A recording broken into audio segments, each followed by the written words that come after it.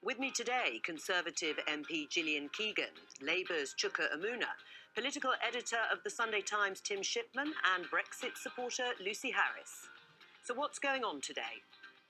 I'm inviting MPs from all parties to come together to find a way forward. One that both delivers on the referendum and can command the support of Parliament. Theresa May says she wants to talk, but is she really listening? In the last hour, Jeremy Corbyn says he'll meet the Prime Minister, but only if she rules out a no-deal Brexit. To get a deal that can command a majority in Parliament, Theresa May has to ditch the red lines and get serious about proposals for the future. Number 10, confirm there'll be a fresh vote on the government's Brexit plans on the 29th of January. Can she keep her divided cabinet together until then? I don't think that being in a customs union is compatible with the type of Brexit that I want to see. It seems to me that everything has to be on the table. And could MPs take control instead over what happens next?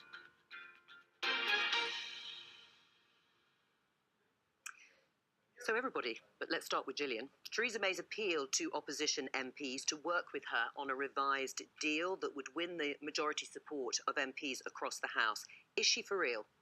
Yeah, I think she's for real. I mean, you know, clearly where we are today is we're at an impasse and we've got this kind of deadline. There are many different opinions, and I think what we need to move towards is people having an opinion of what we do want and what we can agree, as opposed to what we don't want and what we cannot agree. And I think that is the process that we absolutely have to get to. And I think she genuinely, I mean, it's required. She needs it. It was very clear. The vote was very clear. It was at 230. Do you think she means it, Chuka?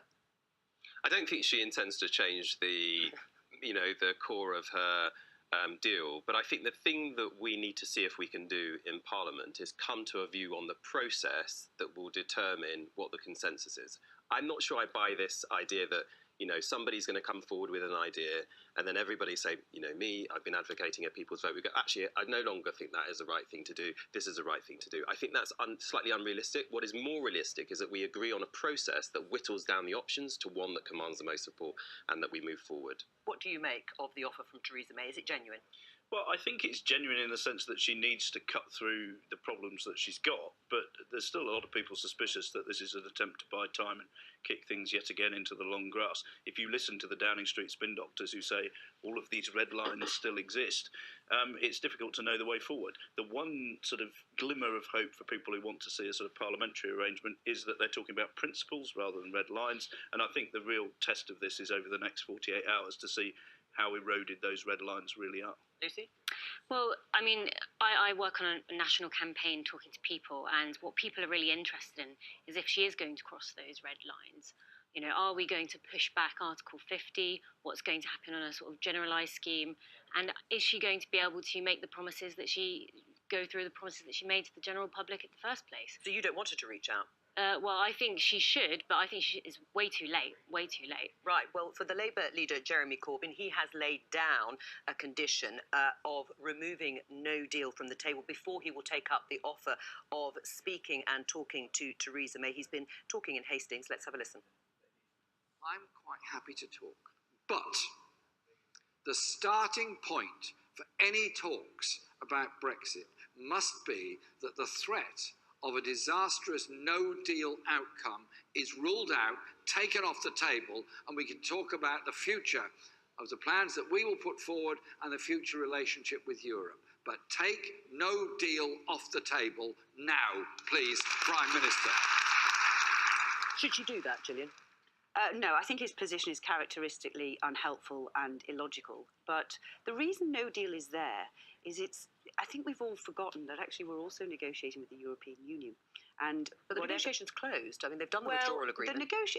They say the negotiation's closed, but there have been other discussions as well. You can add codicils and side letters. There is still a discussion going on.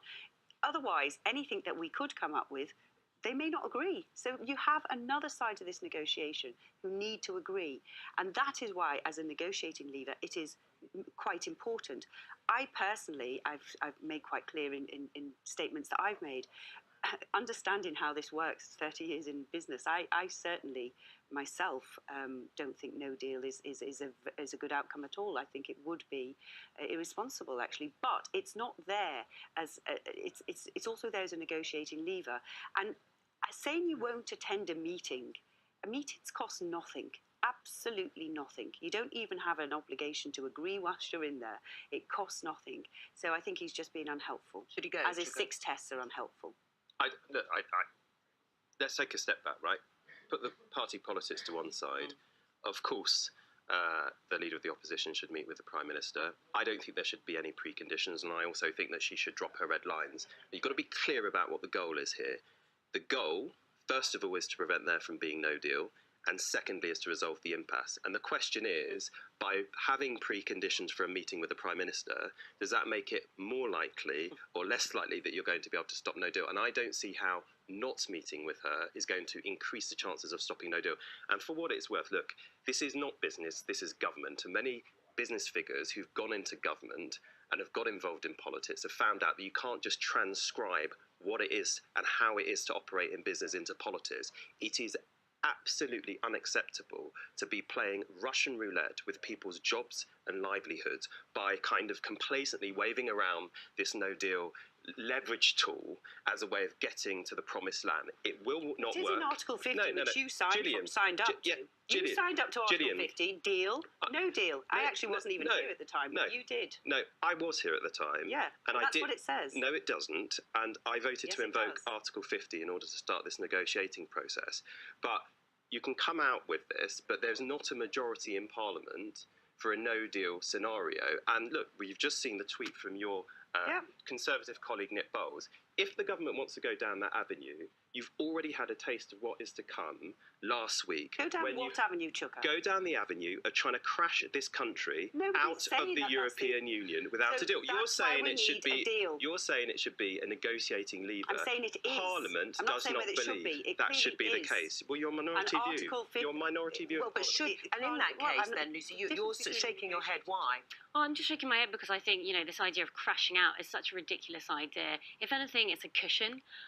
We've had we can have loads of other options. I mean, look, there's the other day, David Davis and we had Dominic Raab launch a better deal, and I think that's a fantastic idea. It puts a fair trade agreement on the table. It says, hey, this could work for both of us. Let's see what we can do, and if not, we can then work with WTO terms and get to a situation where we can look at Britain being a long-term future powerhouse. Looking at this dilemma, Tim, all this talk of MPs saying they don't want no deal, there is a group that would be happy, like Lucy, to see that go forward, and yet Jeremy Corbyn's request to have it taken off the table is to some extent dismissed. How do you work through that conundrum? Well, I'm amused to see Chuka talking about things being a minority view in Parliament. The problem we've got is that everything is a minority view in Parliament. Every single one of the individual options. Obviously, no deal isn't, though. No, that's probably correct. But, and probably MPs will come together on that at some point in the next couple of weeks. The problem Corbyn's got is that he privately would quite like Brexit to go ahead, but not be blamed for it. He would like Theresa May and the right wing of the Labour Party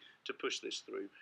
And he doesn't want to face up to the fact that most of his party membership and most of his voters want a second referendum. He does not, and that's why he's playing this in quite a sort of disingenuous fashion. Although there'll be people who will agree with him that why should he help the Conservatives out of a hole of their own making? The Prime Minister has had this for 2 years. And has not arrived at a position where she can command a majority in the House of Commons. All right, well, let's explore some of the areas of compromise. But before we do that, what would these talks actually look like? They're going on at the moment with Theresa May and some of her senior members of the Cabinet and the smaller parties. But on our programme last night, we invited the Work and Pension Secretary, Amber Rudd, and the Shadow Education Secretary, Angela Rayner, to talk to each other. Is Jeremy Corbyn making it a condition of having that talk that this proposal is taken off the table? Because it seems to me a very odd way to respond to a Prime Minister who is trying to have those conversations. You may find them late, but at least we want to have them.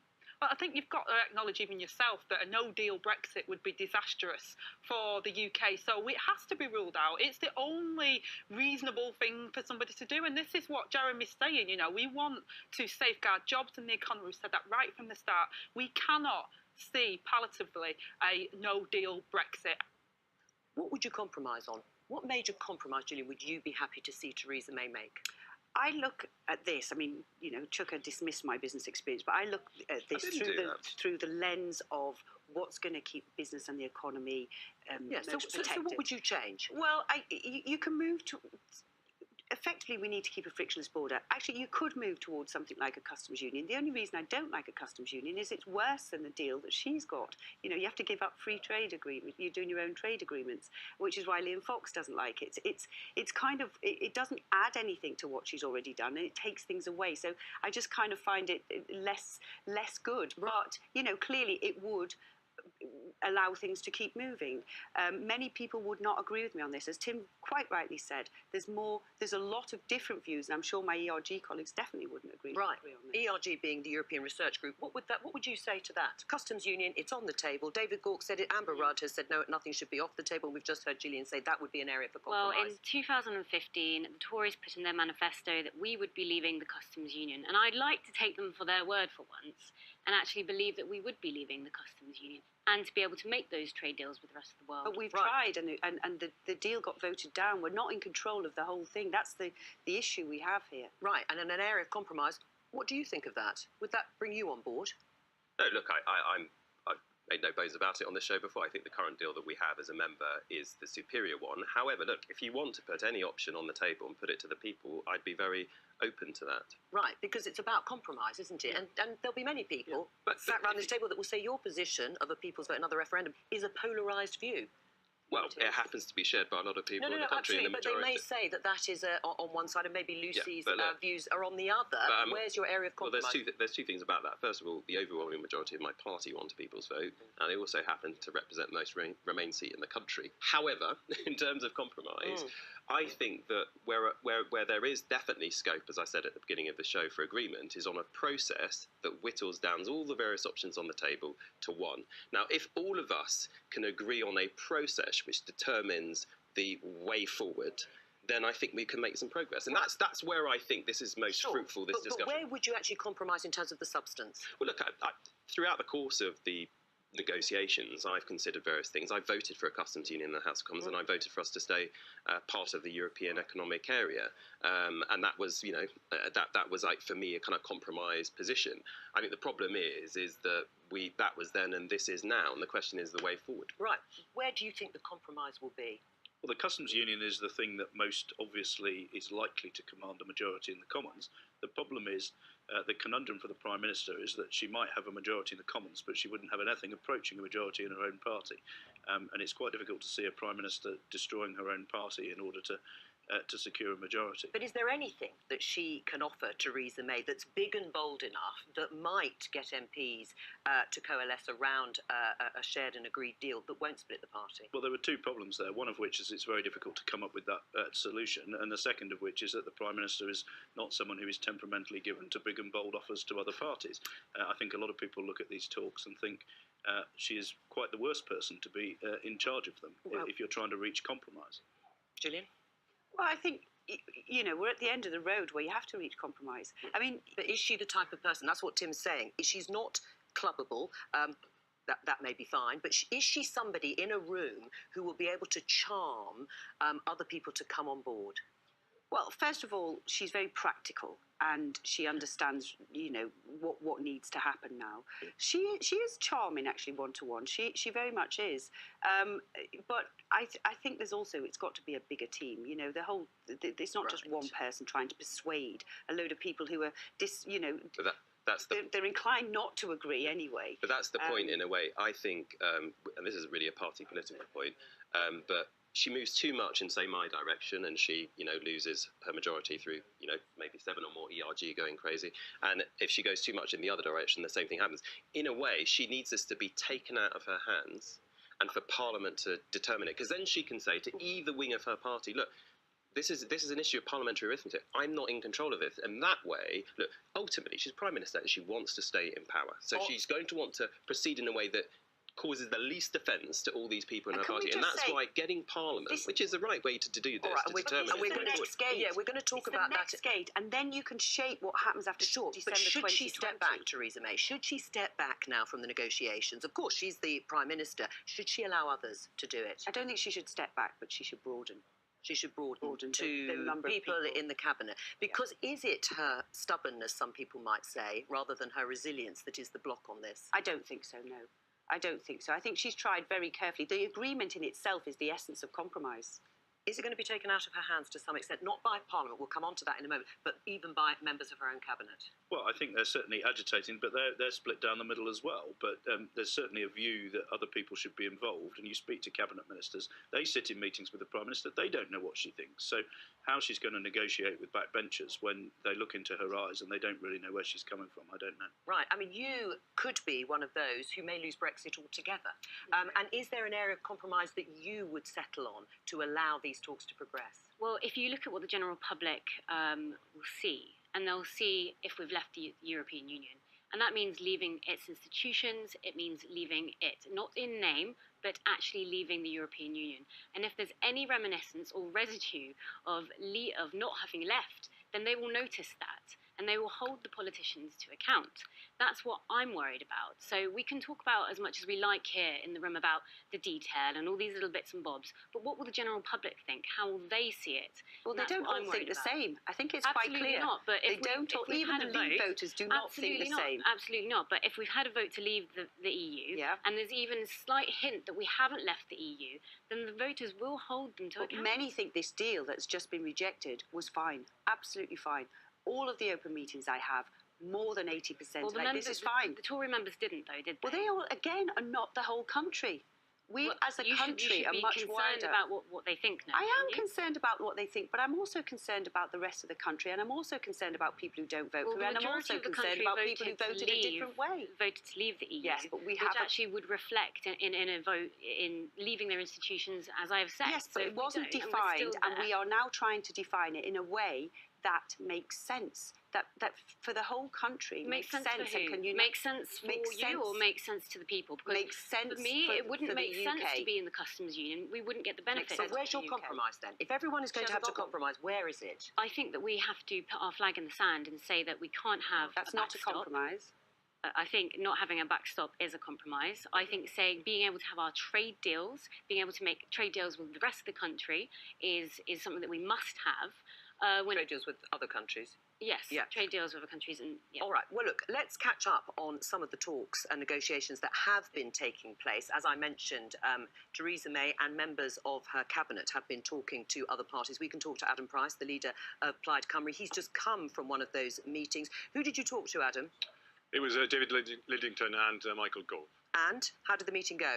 Well, it was a very useful and interesting discussion, actually. First thing, I think it's good that politicians are talking, getting out of the trenches and round the table. That's what people, I think, expect us to do now. We shouldn't probably have left it, the government should have left it to this late stage, but we are where we are. And, I think it's incumbent upon all of us to try and find common ground. We heard some of the difficulties just a moment ago in the conversation you've just been having in terms of finding consensus, but that's where we have to focus now.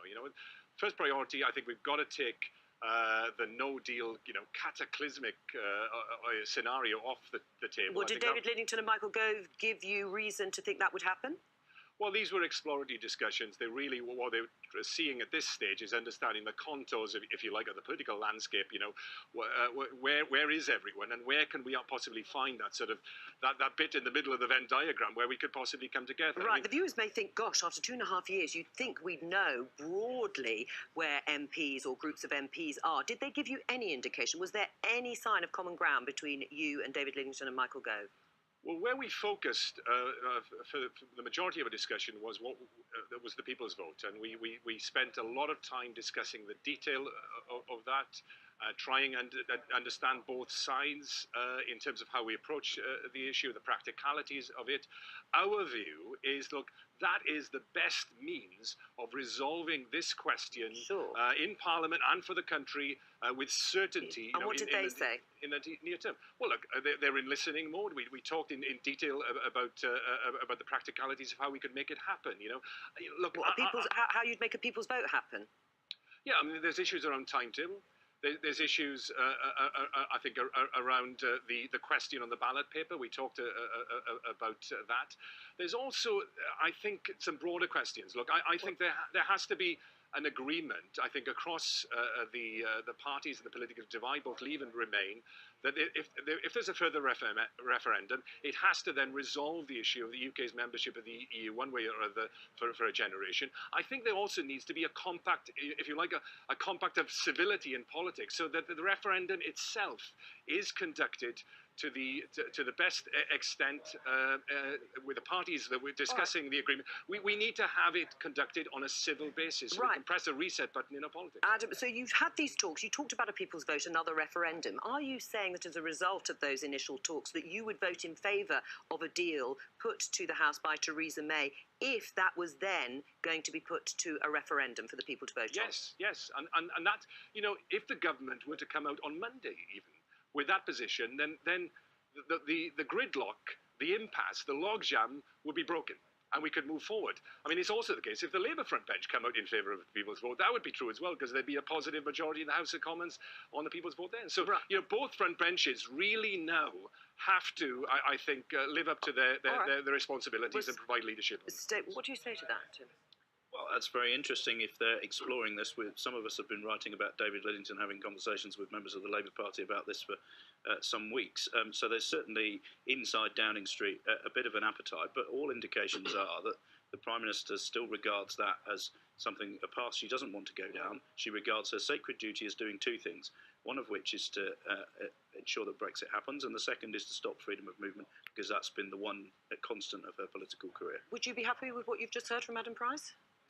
I mean, it's not for me to say, I would be unhappy with it. There is a fundamental issue, I believe, with the people's vote, which is what happens to the first people's vote. That's the kind of unknown that I have. And I voted to remain. I think if you voted to remain, you can be quite comfortable with, lots of things which might change into more of a Remain direction. But, a lot of people I know, including my parents and everybody else, voted to leave. And they would feel very let down by that, and insulted, actually. And I understand that, because it was a big deal, this referendum. We don't have many to abdicate our duty, actually, and put it back to the people. And this is actually quite a complex question.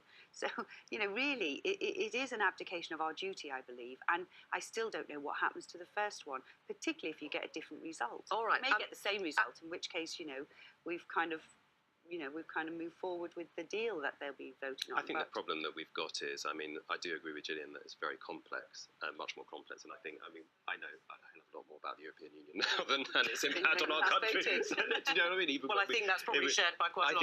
I think that's the case. But the problem is that was then 3 years ago. This is now.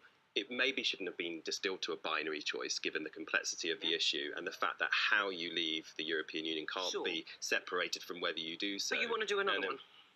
Yes, and I don't think anybody says that with great relish. But ultimately, on the democracy point, I don't see how you can thwart the will of the people if they, in the end, are determining what we do.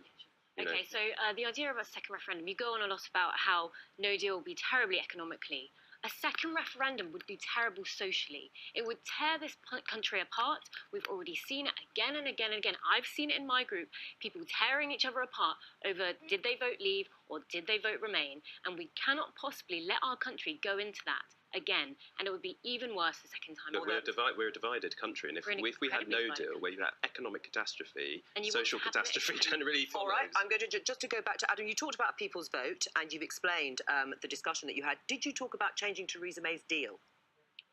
Well, we touched on that a little bit, but my interpretation of it is that it's unlikely to provide any solution, really. Because that would require the government to rip up the red lines in terms of, you were referring to the customs union, freedom of movement, etc. If they were to move in the direction of Norway Plus, that's a long journey for the government. Whereas actually, if they were to say, look, we believe in our agreement, but we accept, in order to move things on, in order to have a final certain resolution resolution of this question, not just in the next few months by a referendum by the early summer, but for a generation. We're prepared to accept then putting that to the people, and the Prime Minister could go out and sell that deal. And I think it's important that actually that referendum is not seen as a betrayal of our democracy. There's every prospect that the government could win that vote. I'd be campaigning for Remain, but they could go out there and sell it, and at least we would actually then finally resolve this issue, Adam? So we can get on to talk about other things other than Brexit. All right, Adam, thank you for joining us. We've obviously explored the options of MPs and where they might agree on something. We haven't got a result, of course, on that even from the studio. But what about the Cabinet? Because the Cabinet is divided too. And they are divided on pretty well the lines of sort of Leave and Remain in the way we've been discussing. Here's what two of them, David Gauke and Amber Rudd, had to say about the prospects of staying in the customs union. Is that still a red line that you will not cross, or is it now open for negotiation? Well, I don't think we can today be boxing ourselves in. Would that split your party? I certainly hope not. I don't think it would. What, of course, do their other Cabinet colleagues think? Let's have a listen to Liam Fox and Liz Truss. I've said regularly that I don't think that being in a customs union is compatible with the type of Brexit that I want to see. I do not support being in a customs union. I think it's hugely problematic. So how's this going to work? We've had divided cabinets before, but what's the dynamic here, Tim?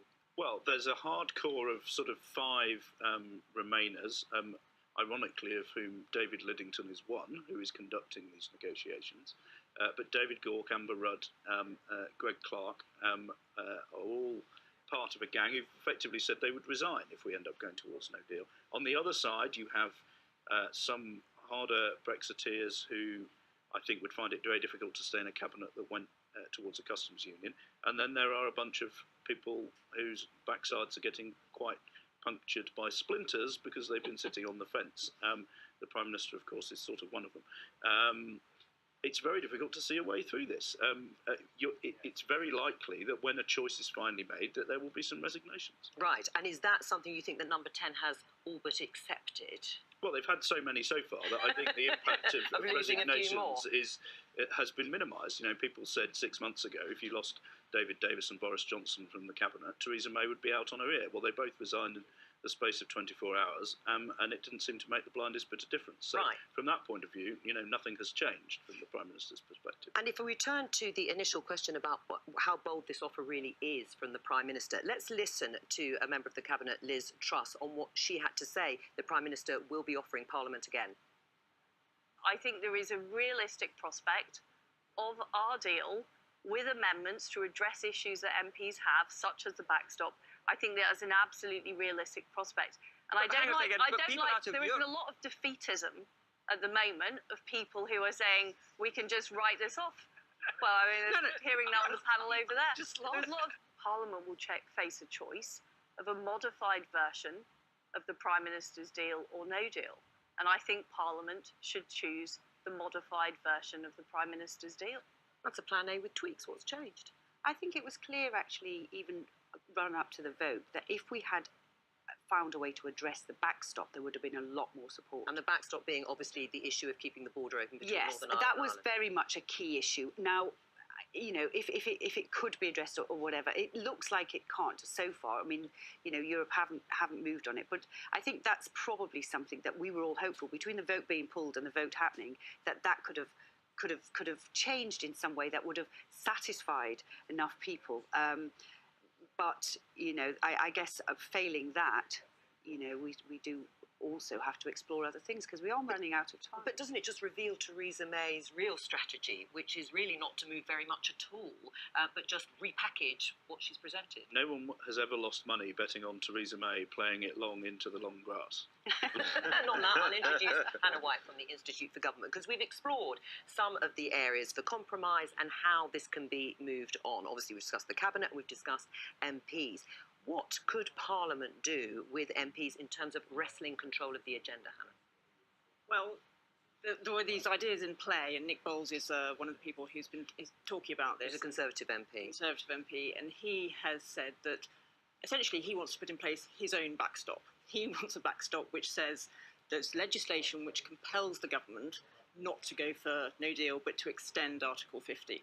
So the idea is that when the government brings forward its next motion, which the government said today is going to be debated by MPs on the 29th, Tuesday the 29th, that he and others will seek to put down amendments which give control of the parliamentary agenda to backbenchers for long enough for them to table and pass legislation which stops the government using the threat of no deal as a sort of bargaining chip. Well, and it has some support, if we believe the Daily Telegraph. Front page here says Philip Hammond tells business chiefs MPs will stop no-deal Brexit, and they record the contents of a telephone call with business leaders. So it feels like it has some high-level support.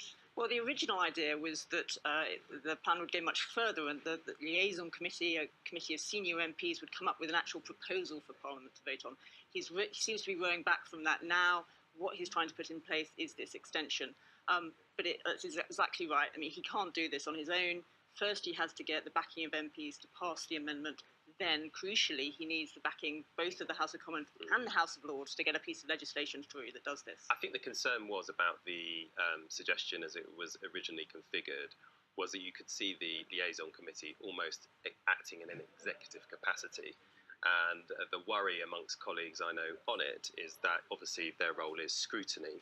However, that shouldn't preclude a group of parliamentarians, through whatever means, determining what our business would be. And I think, you know, listening to Liz Truss there on Peston last night, she doesn't seem to have learnt anything, which is that Parliament does have the capacity, and there is a majority, for us to seize control of at least the business to ensure that we don't go down this avenue towards no deal. The reason that we are having a vote on Tuesday week and the government's having to put down this motion stating how it's going to go forward on Monday is because a coalition in the Commons came together and required that to happen. And the aim really here is to make sure that the House of Commons has a wide canvas on which to do things with. And if they haven't learned by the fact that they were defeated, unprecedented defeats, I mean, this is a problem. The extraordinaries have become ordinary in this Parliament. But what has been happening... It's an unprecedented thing to try and do, though, Brexit. We've never tried it. No, that's right. But it's just a statement of fact. Yeah. I think you'd agree. It's extraordinary what's going on. So until people, frankly, like Liz Truss and the Prime Minister get their heads around the fact that we are in an extraordinary situation and Parliament's not just going to roll over and act like a rubber stamp on what the executive wants to do, they're going to keep hitting a brick wall, frankly. So you obviously support this.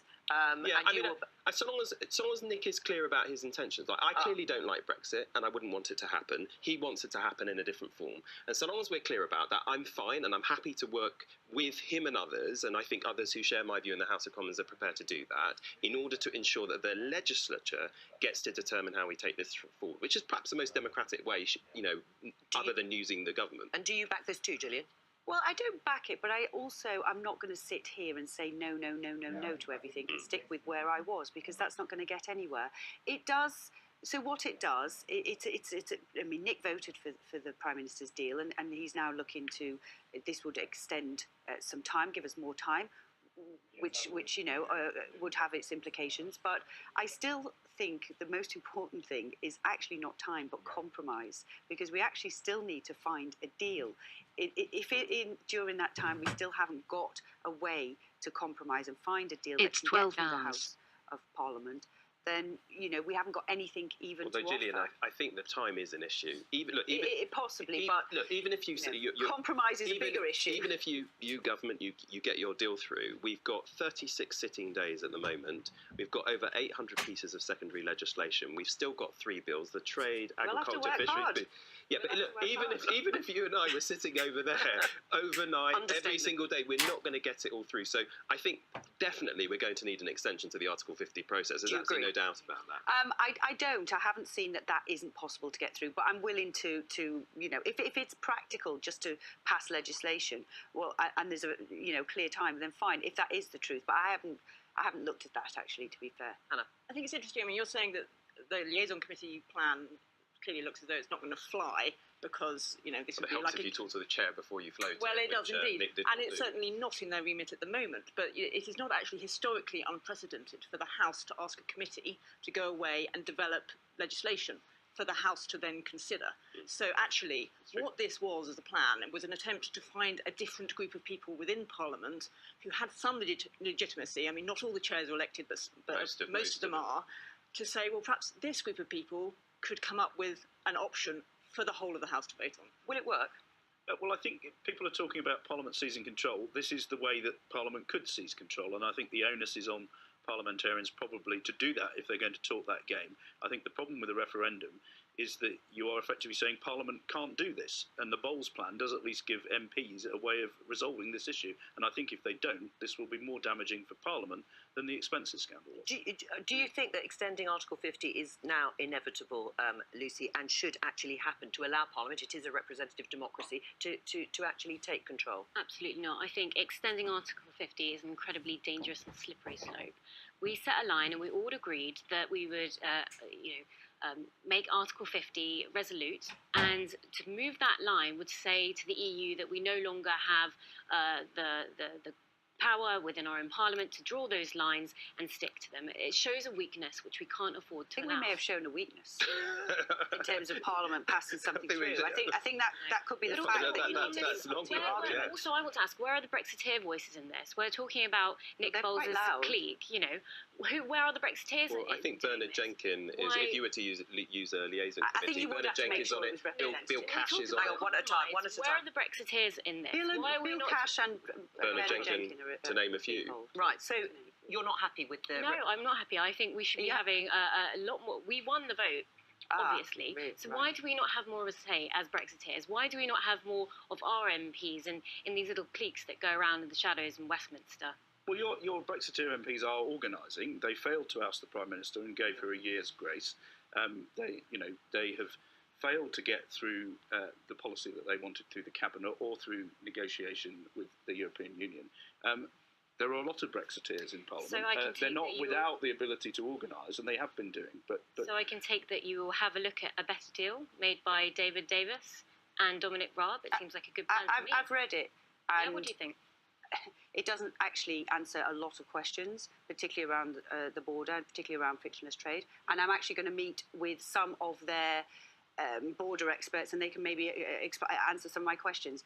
People are not listening. We're trying very hard to get a view. That's what it seems on the grassroots. Well, if you've basically got your position, which is everything that you've always said is all valid because you won, then absolutely not. That attitude is not going to get us anywhere in the country, in Parliament, and actually in our future relationship with the European Union. Absolutely not. I would love to see some compromise, but to have compromise, you have to have equal voices at the table.